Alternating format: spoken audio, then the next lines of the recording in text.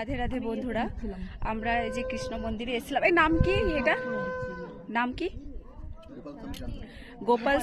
গোপালাস্বামী টেম্পলে এসেছিলাম। তো যাই হোক, আমরা এই আশাটা কিন্তু করিনি যে প্রভু দর্শন করে তার প্রসাদটা পাবো।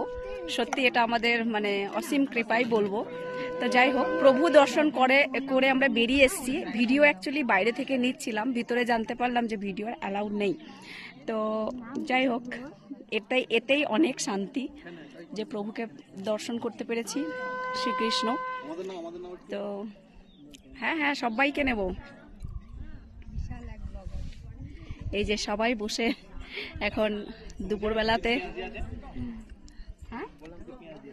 হ্যাঁ সব জায়গাতে একই নয় তো। যাই হোক, প্রসাদ খুব ভালো লাগলো। তোমাদের কেমন লাগলো অবশ্যই কমেন্ট করে জানিও বন্ধুরা। টাটা।